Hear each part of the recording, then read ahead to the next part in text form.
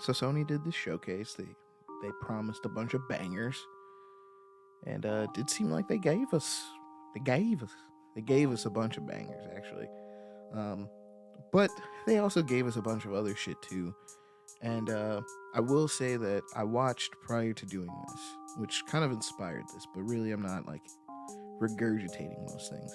But I did watch David Jaffe's kind of takedown of the showcase, and I would really like to recommend people follow David Jaffe, original creator of God of War, resident internet person who used to be in the industry but is now the internet person telling people who are fans what they don't know about the industry and why they're wrong, which is great.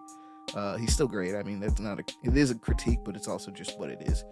So it's growing on YouTube. That whole culture is growing a lot more, as it should. Why not? What the fuck else are you doing? Yeah, I'm sure he's doing a lot of great things, but clearly he's doing this too. But anyways, you should check his thing out. But I wanted to talk about it too, so I decided to get a little more in depth. I shoot from the hip a lot. I don't really have a lot of stuff on deck when I talk about things, so I decided to just take some notes about what I saw, because I saw a lot, like all of you.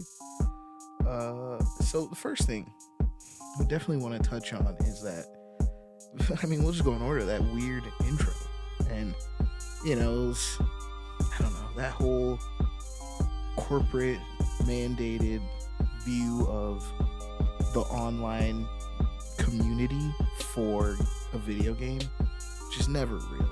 It's always these model / free running superstars who do poetic poses while they glide through the landscape of a nondescript sort of battle royale, but no violence shown because it's commercial atmosphere. And then it's in front of an Aloy statue, which is cool. I mean, I honestly thought they were trying to say that they were bringing back PlayStation Home for PS5, which would have been hilarious. Just so much money dumped into the ability to play pool against other people online. Great stuff, great atmosphere. Maybe they improved the bowling game. You can play against people online. Gotta love it, gotta love it. But yeah, that video was completely unnecessary. I thought we were at a time in the gaming industry where we don't have to have these weird, almost wannabe Vanguard fashion statement, like streamline. Because I'll be honest, I watched the show Best in Fashion, and it taught me about what looks mean in fashion. And everybody, when they talk about fashion, they'll crack jokes about the industry by showing like the crazy people that like are dressed insanely extreme at like fashion shows. But when you watch that show, or watch any show probably, I'm assuming, about fashion, they explain that like those things are just sizzle reels essentially to grab you as a concept for what an entire line of clothes would look like. So they look so crazy because they have parts from clothes from other people, parts for clothes for men, parts for clothes from women, parts for clothes for summer, for like fall. They have a whole line of clothes in like one wardrobe, so it always looks extreme with like a loose theme also based on the designer's opinions about life or their upbringing, usually something like that. And that's what I figure these sizzle reel videos at the beginning of these showcases are. But I just feel like that one, I feel like we're past that point. Like, we don't have to do this. Like, because video games they don't want to be, they're cool with being the avant-garde fashion designer type of industry when they're trying to make a name for themselves. But every time a game has gotten to the point where they've reached mainstream beyond anything that the industry could understand, they try to become fucking Kraft mac and cheese.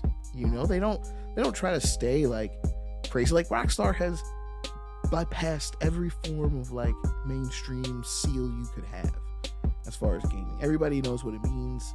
They know what it means when you say Grand Theft Auto, all that stuff. And all they do is they push online. Epic, they've crossed into the iconosphere with fucking Fortnite. And what do? They just want to make it Kraft mac and cheese. Like, oh, you have garlic in it too now.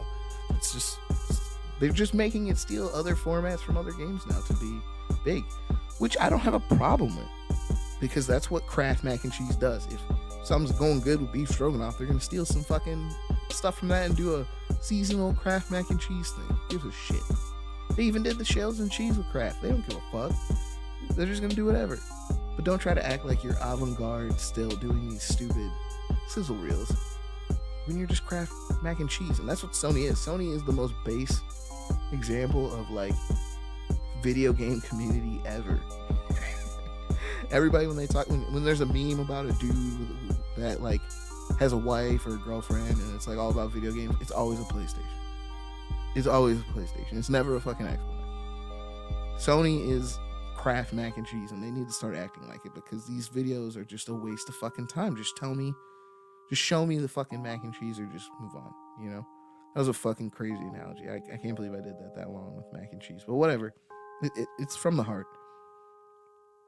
So yeah, that was that intro video. That was great. I enjoyed it a lot.